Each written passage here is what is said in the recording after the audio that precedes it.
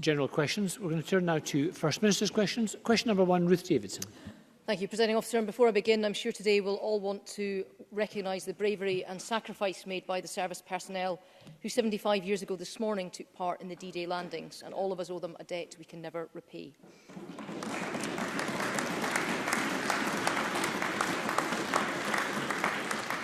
Presiding Officer, we've heard a lot in recent weeks about the difficulties faced by teachers due to staff shortages and subject choice restrictions. And we're now learning more, that in many schools, teachers are having to teach different qualification levels of the same subject in the same class at the same time. So that's pupils of different ages studying different topics for different exams, all thrown in together. The Education Secretary said last week that he, and I quote it, had never heard anybody argue that educationally there was something wrong with it. Does he stand by that statement? Deputy First Minister. President Officer, before I respond to Ruth Davison's question in its substance, I want to make clear to the Chamber that I am deputising today for the First Minister, as she is in Normandy for the 75th anniversary commemoration of the D-Day landings. The First Minister is honouring those who fought fascism, defended democracy and gave their lives for our freedom. As we look around our world today, we must all remember the debt we owe the D-Day generation, and now as then, we must stand together against those who would choose the road of fascism in our society.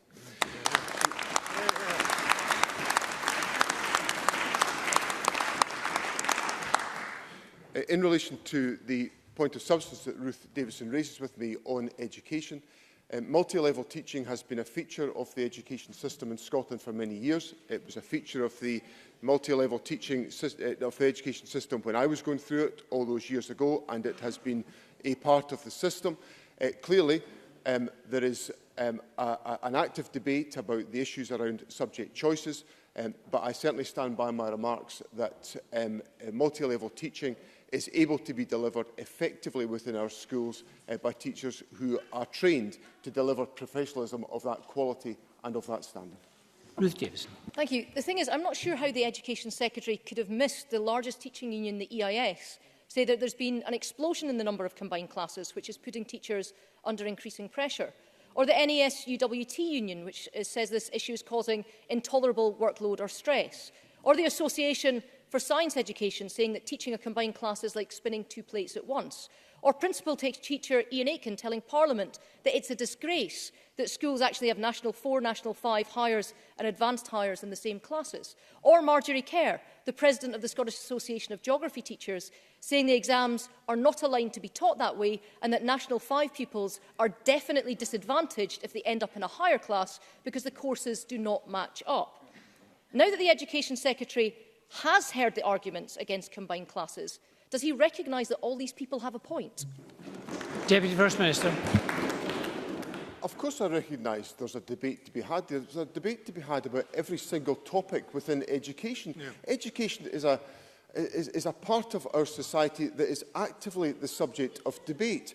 And what I'm interested in is making sure that our education system delivers the best outcomes possible for the young people of Scotland. And on that, the evidence is substantial that the education system is doing exactly that. We see young people now achieving more within our schools. We see attainment at level 6 rising within our society, equipping young people with the qualifications that they require. And we also see young people leaving school to the highest level of positive destinations on record in our history. So I suggest...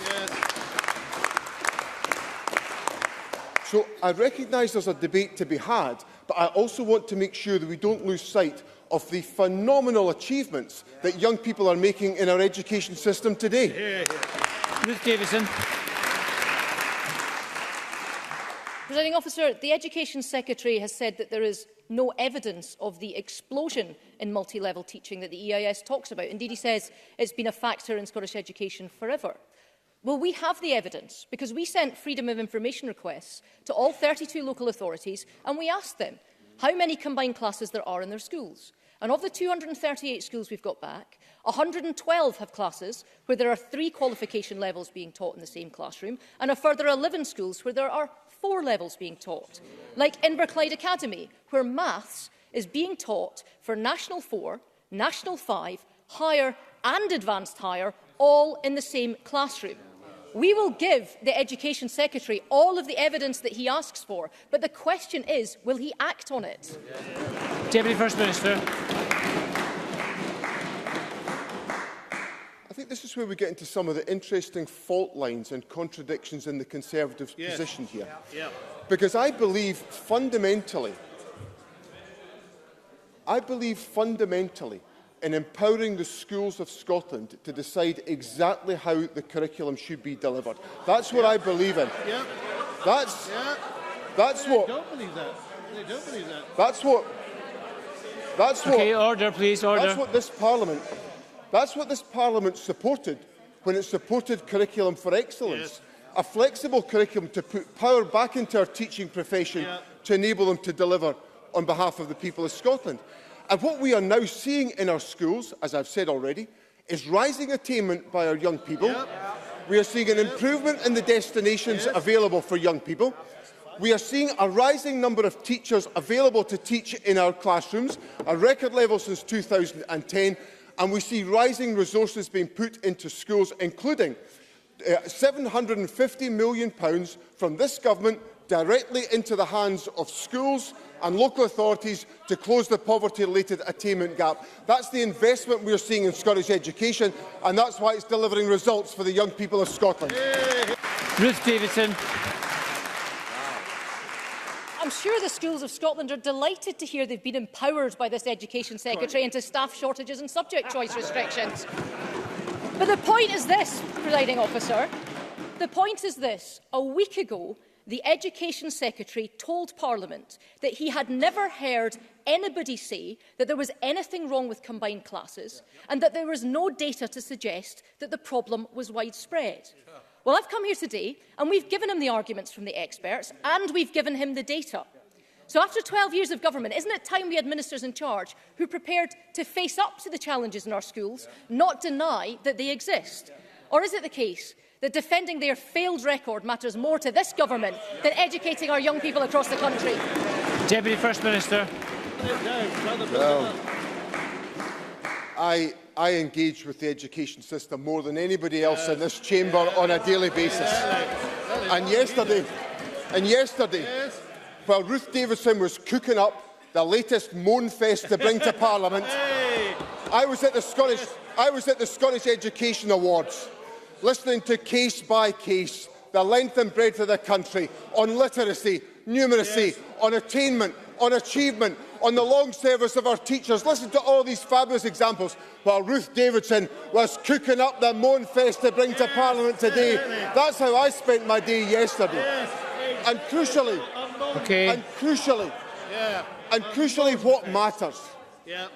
what matters is not the litany of complaints that Ruth Davidson brings to this Parliament. What matters is what is being achieved. What matters is what is being achieved by the young people of Scotland. Attainment is rising, more hires, positive destinations improving year on year. That's what Scottish education is determined to deliver. That's what it is delivering. That's what I'm happy to celebrate. And I'm not going to take any moan fest from Ruth Davidson on the subject.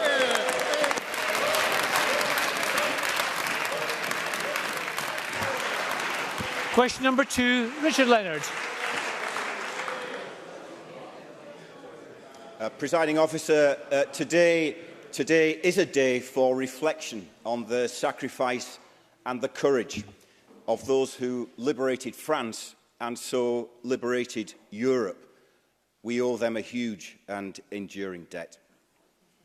The Scottish Government urgently needs to consider how they can progress their income supplement quicker, or, if this is not feasible, what interim measures could help. The Commission strongly feels that many families need additional money in their pockets now. These were the stark warnings from the Government's own Poverty and Inequality Commission in response to the Scottish Budget. Deputy First Minister, if your own Poverty and Inequality Commission says that the poorest families in Scotland need money in their pockets now, what makes you think that they can afford to wait? Deputy First Minister. I acknowledge the seriousness of the issues that Richard Leonard raises. We have made it abundantly clear, and it's made clear from this position on a weekly basis, that poverty levels in Scotland are too high, and this government is determined to do all that we can to tackle that issue. Now, on the specific issue about an income supplement, the government has made clear we will report to Parliament before the conclusion of the parliamentary session at the end of this month, and the government will do that. But there are, of course, a whole range of different interventions that the government is taking forward to try to address the issue. And I'll set out some of them. Some of them are around the implementation of free school meals, where over 130,000 P1 to P3 children are benefiting from free school meals, or the £750 million Attainment Scotland Fund, or the investment that we make in the council tax reduction scheme, or the work that is in place and the investment that is in place to mitigate the effects of the welfare reforms that are being imposed upon the people of this country by the United Kingdom Government, or the Best Start grant, which of course has been applied and has delivered significant results already for individuals, and meaningful results and impact for individuals across our country. So yes, there is more work to be done, but let me assure Richard Leonard and let me assure the Chamber that the Government is determined to do all it possibly can do to support individuals who live a life in poverty and to help them to work their way out of that life of poverty with active support from the Scottish Government.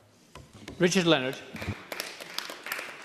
But is the Deputy First Minister seriously arguing that the Poverty Commission doesn't know about these initiatives he's just listed? They are making a point about the income supplement. But it's not just a question of welfare, Presiding Officer. Douglas Hamilton, the chair of the Poverty and Inequality Commission, only this week said of the government's commitment to inclusive growth, and I quote, "Despite a high level of commitment to make this new economic agenda work, very little has changed.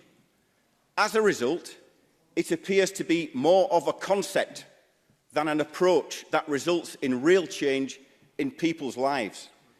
Deputy First Minister, when will we get deeds and not just words? Deputy First Minister. I've just gone through with Richard Leonard a number of areas where we have undertaken deeds to tackle this particular issue, to recognise that the Government is taking a whole series of policy initiatives, many of which I've set out just now, which are making that impact, and which led, I would have to say, to some of the very positive endorsement of the work the Scottish Government is undertaking from the UN Special Rapporteur, who reported recently on the strength of the response of devolved administrations to the crisis that individuals face as a consequence of welfare reform. Now, as we look at the steps the Government takes through the Fair Work agenda, as we look at the investment we are taking through early learning and childcare, as we look at the investment that has been undertaken through the Best Start grants and the social security devolution that we're taking forward, these are all concrete deeds the Government is taking to address the issues of poverty that individuals face. We will do more, we are determined to do more, but we have to recognise we are doing that against a whole series of pressures that come towards us arising out of welfare reform and the decisions taken by the United Kingdom Government that are deeply damaging to the lives of individuals within Scotland. Richard Leonard. Well, the Deputy First Minister uses the word crisis. While the Government has been delaying the income supplement, child poverty in Scotland has continued to rise. While the Government has been offering up concepts, out in the real world, more people are queuing up at food banks. And only yesterday, a Child Poverty Action Group report produced by the IPPR concluded that the greatest reduction in child poverty relative to cost of any single option is achieved by addressing the two-child cap. Deputy First Minister, when will the Government, at long last, think about its moral responsibility? When will you finally use your powers to protect families in Scotland from the two-child cap? Or do you, John Swinney, still believe that families should be left to suffer in order to stop letting the Westminster Government off the hook? Deputy First Minister. That's what lets you down. Inability. What an appalling accusation to throw across the chamber of this Parliament. Exactly. When Richard Leonard puts to me the moral question The moral question is whether this Parliament should be dictated to by a Tory government. Yes, and the people of Scotland. Yes, that's the case. That Richard Leonard is quite happy to keep in office, inflicting misery on the people of Scotland as a consequence of his unwillingness for this Parliament to take responsibility for these actions. Now, Richard Leonard needs to look no closer than the man sitting on his right-hand side, who sat in the Smith Commission and refused point blank to devolve responsibility here to give us the powers to tackle these issues.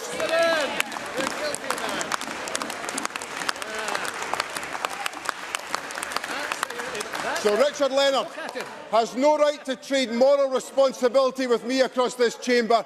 He's walking across the road on the other side, doing nothing to take the powers into the hands of this Parliament to transform lives. He's happy to leave the Tories in charge. I most definitely am not.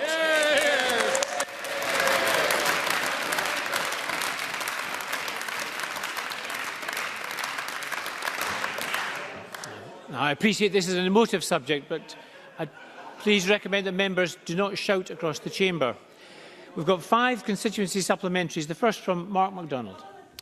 Thank you, Presiding Officer. The Deputy First Minister will be aware that the administrators for Stonywood Mill have ended their discussions with the preferred bidder and that the sale is no longer being taken forward. While this is understandably a major disappointment, a management buyout has now emerged as a potential means of securing the future of the business and the workforce. I plan to meet management tomorrow and understand that the Business Minister is meeting them today, and I'm advised that Scottish Enterprise are offering ongoing support. Can I ask the Deputy First Minister if the support Scottish Government can and will provide extends to financial support, and will the Scottish Government consider bringing a statement to Parliament laying out the support provided to date and the steps that will be taken to help secure the future of a profitable business and a skilled and dedicated workforce? Deputy First Minister. Presiding Officer, Mr MacDonald's last point is, I think, the most significant point, which is that this is a profitable site and there is a skilled workforce here. So there is, in the Government's view, it is perfectly possible for a viable business proposition to be brought forward, which is why the Business Minister was in Aberdeen this morning for those Stonywood this morning for those discussions. It's why Scottish Enterprise are deeply engaged in all of these issues, and I give Mr MacDonald and the Chamber the assurance that the Government is doing everything we possibly can do with our agencies to make sure that all possible support can be made available. We obviously have to operate within the normal rules and in context with which Mr MacDonald will be familiar, but I give him the assurance that absolutely everything that possibly can be done to safeguard the future of the plant will be done. It has been a disappointment that the discussions with the preferred bidder have concluded, but there are active discussions about a management buyout, and the Business Minister will be happy to update Parliament in due course about the steps that have been taken to resolve this situation and to give certainty to the workforce of the paper mill at Stonywood. Neil Findlay, to be followed by Bob Doris. Presiding Officer, I have been passed a consultation document that is not publicly available on the future provision of the out-of-hours dental service at St John's Hospital. 3 of the 5 options propose the partial or full closure of the service with a move to Edinburgh. This would leave West Lothian with no emergency dental service at our hospital. This follows the out-of-hours closures of the children's ward and the recent threat to the out-of-hours GP service. Why is it we are constantly having to fight proposals that would see services removed from St John's Hospital?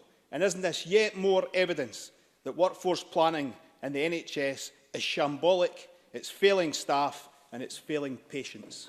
Deputy First Minister. I'd point out to Mr Findlay that the children's ward has reopened in one of the issues that he raised there. Obviously, this is a consideration of a range of particular options. It would constitute a major service change if any of those options were to be taken forward. So there will be full and active involvement in consultation for all members of the public and members of Parliament in that process. But I make clear to Mr Findlay that the Government believes that there is a very strong necessity for there to be a wide range of services provided at St John's Hospital. It is critical that the sizable population in the West Lothian area is supported by that broad range of services at St John's, and those issues will be uppermost in any consideration of these questions that the Health Secretary looks at in the period to come. Bob Doris, to be followed by John Finney. Deputy First Minister, around a year ago, a court granted my constituent supervised contact with his disabled son at a family contact centre in Glasgow. However, issues with disabled access toilet facilities means that contact has not taken place within that time. It may be that no contact centre within Greater Glasgow has appropriate disability-compliant facilities. I am unclear. Does the Deputy First Minister agree with me that it's wrong that family contact centres appear not to be subject to minimum standards such as disability access? Indeed, I understand there is little regulation more generally regarding family contact centres. And will the Deputy First Minister seek to remedy such matters so parents, but more importantly children, can have appropriate contact and reduce parental alienation?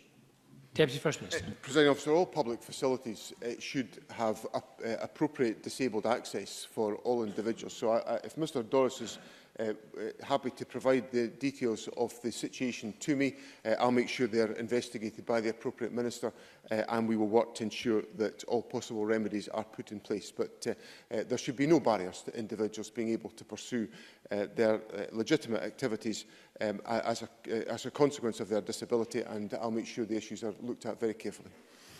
John Finney, to be followed by Rachel Hamilton. Thank you, President Officer. The Deputy First Minister will have heard the sad news that the Buchanan newspaper is to cease publication this month, 165 years after publication commenced. The journalism jobs left Ireland some time ago, but the need for local news hasn't. Can the Deputy First Minister advise how the Scottish Government can support local journalism, particularly in our island communities? Deputy First Minister. I was very sorry to hear the news about the Buchanan, and it has, as Mr Finney says, had a long and distinguished history, and of course it is part of the firmament of local newspapers who faithfully report activities and initiatives the length and breadth of the country. Obviously, these are private matters, these are private companies, but obviously the Government is happy to engage in wider work in this respect. The Culture Secretary, Fiona Hislop, was involved in discussions just at the weekend, actually, in relation to the role of journalism within our society, and was making the point that we all rely upon a free and open press to make sure that there is proper reflection of local priorities and appropriate discussion of national, political and wider societal issues. So the Government supports very much the activities of local newspapers and are happy, I think we often do provide lots of news for local newspapers to report on. Rachel Hamilton. Thank you. The Deputy First Minister will be aware that this week Scottish Borders Council is handing over an extra £3.2 million to the region's Joint Health Board, following continued concern over the state of the NHS Borders finances. At a recent meeting of the IJB, the board revealed it needs to make £11.7 million of savings in the financial year 2019-20. All this comes in a week when NHS Borders reported the worst average waiting time in Scotland for CAMHS. Young people on average waiting 22 weeks for treatment. Deputy First Minister, this is appalling. Can he commit today that the Scottish Government will properly fund NHS Borders, as the current financial situation is clearly unsustainable? Deputy First Minister. Well, obviously, NHS Borders will be funded through the financial arrangements that we have in place that distribute the largest NHS budget that has ever been in history to the Health Boards of Scotland, and Scottish Borders, NHS Borders will have their appropriate share of that, driven by the formula that's applied in this respect. Rachel Hamilton raises the significant issue around mental health services for young people. She will know that the Government is investing significantly in expanding mental health services at a whole variety of different levels, whether that's through the expansion of the school counsellor network, or whether that's about the expansion of mental health services through the National Health Service. So all of these different interventions will be taken forward to strengthen mental health services. And finally, I would make the point that on integration, health and social care integration at local level, this is a joint endeavour between the health service and local authorities to serve communities. It is important that there are open discussions about the financial requirements of that joint service. So the way that Rachel Hamilton characterises the handing over money from one body to another doesn't exactly get across the concept of partnership, which lies at the heart of the integration of health and social care. And she may know that one of the Conservative leadership candidates, Mr Rory Stewart, is looking very actively at the failures of integration of health and social care south of the border, and has reflected on some of the issues being taken forward here in Scotland in reflecting that sense of partnership. So perhaps before she bans language like that around the Chamber, she should reflect on the importance of partnership between health and local government at local level. Question number 3, Patrick Harvey. May I join the other political parties in commemorating the actions of those who took part in the D-Day landings, and as we see the forces of the far right reinvent themselves in the UK, the US and so many other countries, too often aided and abetted by people in mainstream politics and media, we must remind ourselves that the fight against the far right is one every generation must be ready for if we're to properly remember and respect the memory of those who didn't return from that fight 75 years ago. At the end of April, the First Minister declared a climate emergency. So did the Welsh Government. Now, barely a month later, they have announced the welcome decision to scrap plans to build a £1.4 billion motorway relief road. Yet in Scotland, the Scottish Government is pressing ahead with spending £6 billion on dualling the A9 and A96. Since making her announcement, the First Minister has repeatedly said that when it comes to the policy changes that are needed, everything is under review. Does that include the next phases of these road projects? Deputy First Minister. Presiding Officer, Patrick Harvey has reflected on the issues that we all face in relation to climate change, and the Government has to take forward its agenda in a sustainable way. We have already made changes to our policy framework, with which he is familiar, through air departure tax, but the Government also has a duty to make sure that the country is equipped with the appropriate infrastructure that it requires to meet the needs of all of our population. Now, I think anyone who is familiar with the A9 and the A96 will know that both of these roads have, by their current construction and by the volume of use, very serious and alarming safety records. These issues have to be addressed as part of the Government's programme. The Government will do that, but all of those comments are set by me in the context of the absolute obligation on the Government to fulfil the climate change targets that we have set out, that we have committed to, that Rosanna Cunningham has made amendments, proposed amendments about to the current legislation to make sure we fulfil the commitments that we have given to Parliament and to the people of Scotland. Patrick Harvey. Well, the Deputy First Minister seems to disagree with the First Minister when she said that everything was under review. And he cites the problem of the volume of traffic use. The current plans will do nothing to control the issue of the volume of the use of those roads. The Scottish Government does have an opportunity to change direction here and redirect expenditure from road building into investment in a modern, affordable and efficient rail network. The single-track Highland Mainline Railway, which runs parallel to the A9, has been described as an antiquated embarrassment. Dualling that line and electrifying it could be done for far lower cost than the Government's road building scheme. It's over 10 years since the Scottish Government promised significant investment to ensure that railway travel to the heart of the Highlands is competitive with roads. People in the Highlands have been waiting since 2008 to see that improvement in journey times. How much longer do they have to wait? Deputy First Minister. What I'd say to Patrick Harvey is that there are improvements that are being undertaken on the Highland Main Line as we speak. There has been structural change already undertaken on the line to ensure that the ability to deliver shorter journey times is made possible. Investment has been made through the ScotRail franchise in enhancing the rolling stock that's available for the Highland Line, and that has resulted in an expansion of capacity which can transport passengers from Inverness to the Central Belt. So all of these investments are taking place to improve the attractiveness of the rail network, but clearly we have wider obligations to ensure that in every respect we are equipping the country with the connectivity that is required. The massive investment that's been put into digital connectivity is a huge benefit for the Highlands and the islands communities. These are advantages that we are delivering as part of a balanced package, but I stress they have to be done within the context of fulfilling the climate change targets that the Government is about to enshrine in law in the weeks that lie ahead. Question number 4, Willie Rennie. 75 years on, I know many thousands of people woke up this morning and thought of those in their families who served and sacrificed so that we may live freely today. Now, the Education Committee said he was confused. Teachers said they had no real value. Parents in his own constituency boycotted them. The Teachers' Union wanted them scrapped. And Parliament instructed John Swinney to stop. That's national testing for 5-year-olds.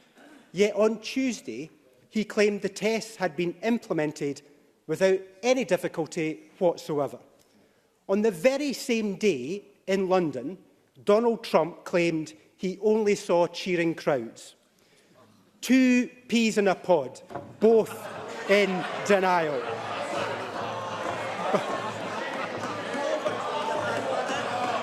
But isn't the truth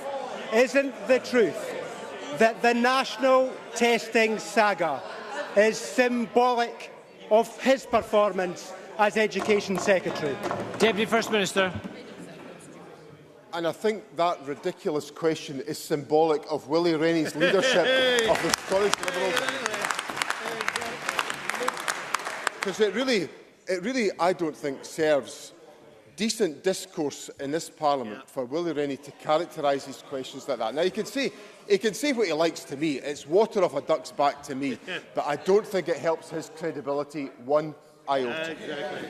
Now, on the question of Primary 1 assessments, the reason why I said that the assessments had been implemented without any difficulty was the fact that in the first year of the implementation of a complex IT project, and I would remind Parliament, sometimes the public sector has difficulties with IT projects, 650,000 assessments were undertaken the length and breadth of our country in 3,500 schools in Scotland.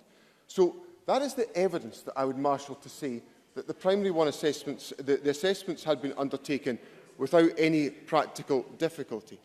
Now, the reason why I believe Primary 1 assessments to be valuable, and I'll say more about this in a statement to Parliament on Tuesday, which Willie Rennie will know that I am making, the reason why I believe them to be valuable is that I want to make sure teachers have access to resources that will inform their judgment about the progression of young people through the education system, because it does not serve young people well for any issues in their educational capacity not to be identified at the earliest possible opportunity. I thought this Parliament believed in early intervention. Primary 1 standardised assessments are about early intervention, and that's why they're valuable to young people around Scotland. Willie Rennie. John Swinney is ignoring the evidence again. He's not listening. Instead of bulldozing ahead, he needs to listen and scrap the test today. But there's a long list. The Pupil Equity Fund is underspent by £50 million. Audit Scotland say colleges have big financial problems. Recruitment for nursery education is way behind. 6 out of 10 teachers work more than an extra day every week, and over half of all teachers experience mental health issues because of their job. John Swinney was brought in as the big-shot troubleshooter for the First Minister's guiding mission. Does he really think he has met the First Minister's expectations when she appointed him to that job? Deputy First Minister. Yes.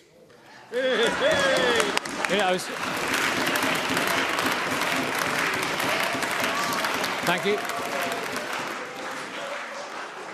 Thank you. I was just about to encourage some brevity so that we can get through some subsequent questions. I'll squeeze in a couple of supplementaries. The first from Jackie Bailey, then Gail Ross. Jackie Bailey. The Deputy First Minister will be aware that millions of pounds of European funding could be withheld from voluntary organisations and local authorities across Scotland. Given that this could lead to employability projects closing, job losses and cuts to services for vulnerable people, why did the Scottish Government not heed the warnings more than a year ago? Because it is the Scottish Government's responsibility to administer the scheme. Why has nothing been done to avert this crisis? And will the Deputy First Minister act urgently and guarantee to fund the £22 million gap? I will accept an answer of yes. Deputy First Minister. let me give Jackie Bailey slightly more detail. Jackie Bailey knows she's one of my favourites, so she would expect a bit more detail. First of all, can I acknowledge the importance of the issue and the manner in which it's been set out by Jackie Bailey, because this does affect the prospects of a number of third sector organisations upon whom we all rely in our communities. So we understand those concerns. We understand the concerns of local authorities. It's why we've been engaging in discussion with the Convention of Scottish Local Authorities on this question. And we are determined to avoid any charity or third sector body going out of business as a result of this particular issue. We have been doing a great deal on this. We have been in discussions with the European Commission to explore resolutions to the audit issues. Last Friday, we presented possible solutions to the European Commission, and we are awaiting a response. Now, we continue to make payments to projects unaffected by these issues, but I do assure Jackie Bailey that there is intense activity underway to resolve these questions and to give the type of security and certainty that third sector organisations are looking for. And of course, ministers will be happy to update Parliament on these questions in due course. I'm going to take one other brief supplementary, but Mr Swinney, it's rare that I say this, but some members can't quite hear you. So it's just when you're swivelling, so try and keep your remarks to the front. Gail Ross.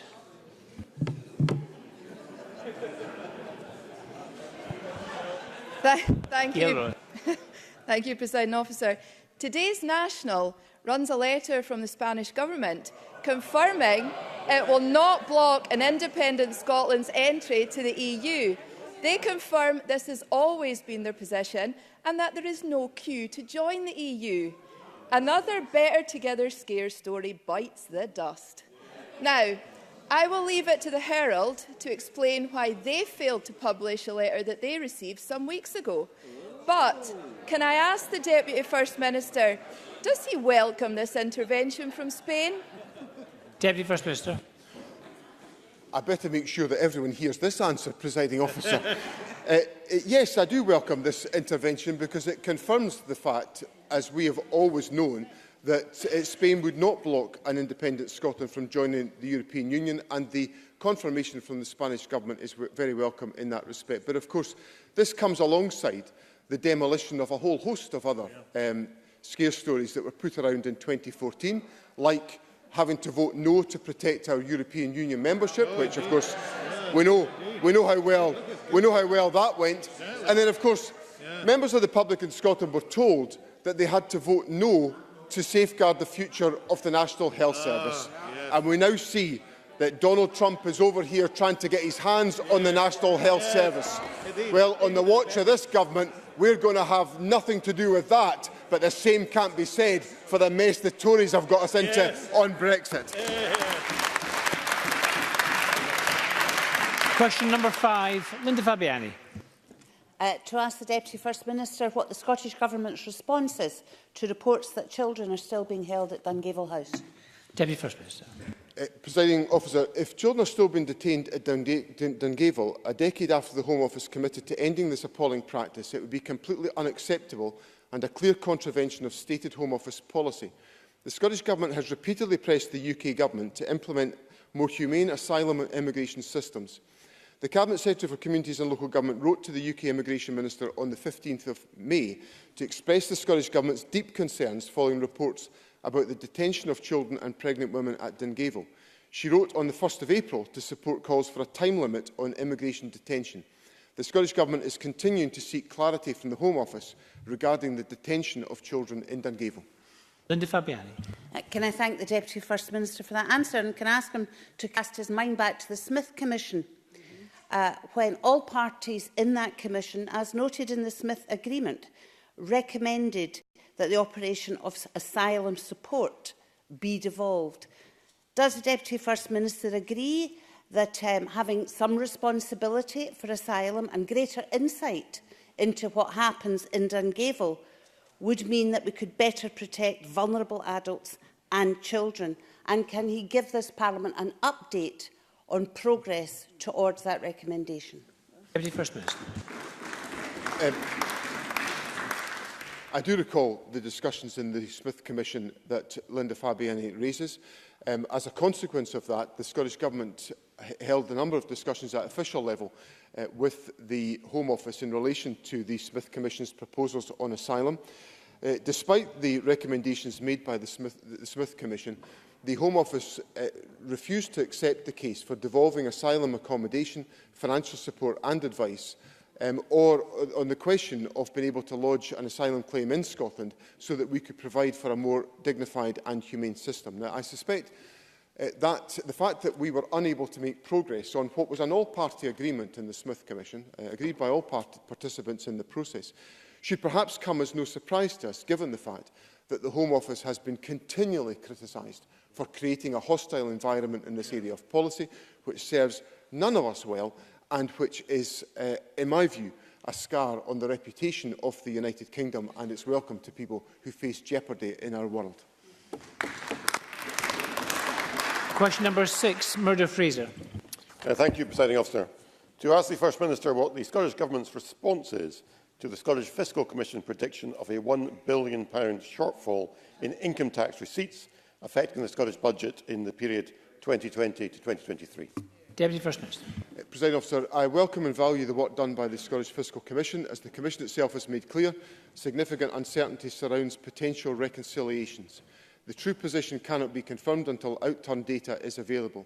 The Government will decide how to manage any reconciliation as part of each budget. In this, we will be guided by the principles set out in the medium-term financial strategy, including over the use of limited reserve and borrowing powers at our disposal. While these forecasts have yet to be confirmed, what I can confirm is that if we had followed the Conservatives' income tax plans to offer cuts to higher earners, the impact on our budget this year would be around £500 million. If this persisted year on year, it could total around £2.5 billion by 2023-24. Murdo Fraser. Can I thank the Deputy First Minister for his response? Of course, in addition to the £1 billion black hole already identified, yesterday the Fiscal Commission told this Parliament's Finance Committee that the devolved social security costs could be substantially higher than the previously predicted £3.5 billion total. Well, these are very serious issues for the Scottish public finances, and the Scottish Government cannot deflect criticism elsewhere. The Deputy First Minister himself sat on the Smith Commission that signed up to tax devolution, and he also signed up to the fiscal framework, which determines the block grant adjustment, and which already, of course, protects the Scottish budget from slower population growth here compared to the UK as a whole. So what people want to know is this: how will these huge gaps in the public finances be filled? Will it be by cuts in public spending? Will it be by further tax rises on hard-working families? Or will it be both? Deputy First Minister. It's interesting in Murdo Fraser's supplementary comments that at no stage did he refer to the fact that in the Fiscal Commission's report that was published, it demonstrates over this period an increase on projected tax revenues since the last assessment was undertaken in December of £490 million. So, at no stage did Mr Fraser comment on the fact that there is actually, since December to June, a £490 million increase in the estimation of tax revenue to be generated in Scotland as a consequence, and also an increase in the tax take over that whole period of £3.5 billion. Now, as I indicated in my earlier answer, these are forecasts from the Fiscal Commission, which they themselves accept can go up or down. What we are certain about is if we'd followed the Conservatives, we'd be taking £500 million out of public expenditure today. That would be a disaster for their public services, and thank goodness an SNP government is here to protect Scotland from the Tories. Question number 7, Kenneth Gibson. Thank you, Presiding Officer. To ask the Deputy First Minister what the Scottish Government's response is to recent figures showing that the number of women and girls playing football in Scotland has almost doubled in the last 5 years. Deputy First Minister. Presiding Officer, we want to see more people taking part in physical activity, so I'm pleased to see such a significant increase in the number of women and girls playing football. We have an excellent opportunity to further increase participation in our national game as Scotland's women's national team take part in the FIFA Women's World Cup for the first time. I know I speak for the whole Chamber when I say that the Parliament and the people of Scotland could not be prouder of Shelley Kerr, her staff and the squad. We will all be cheering them on every step of the way in the Women's World Cup. Kenneth Gibson.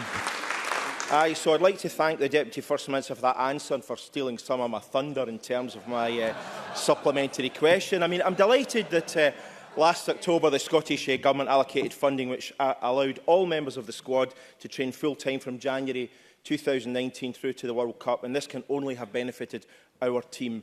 The First Minister was one of the record 18,555 people who, like me, was at Hampden to see Scotland's impressive 3-2 win over Jamaica last week. And does the Deputy First Minister once again want to indicate his confidence that the team will be very successful at the Women's World Cup in France and do Scotland very proud? Deputy First Minister. Presiding Officer, I think it would be impossible for me to steal the thunder of Kenneth Gibson on any occasion. Let me join Mr Gibson in extending our warmest wishes to Shelley Kerr and the team.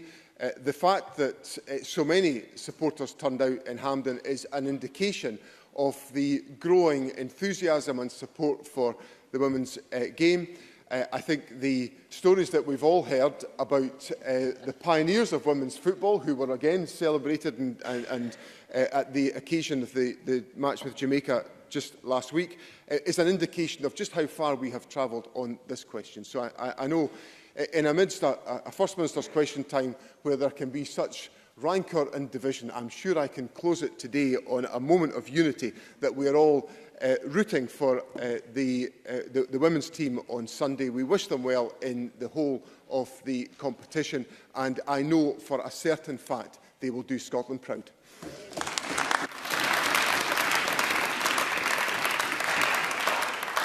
Thank you very much. A very good note to end on, and that concludes First Minister's questions. Apologies to the large number of members who didn't get a supplementary question today. We're going to move shortly to members' business in the name of Alex Cole-Hamilton on trauma recovery and support for first responders. We'll just take a few moments for members, the Minister, and actually members in the public gallery as well, just to change seats. So we'll have a short suspension.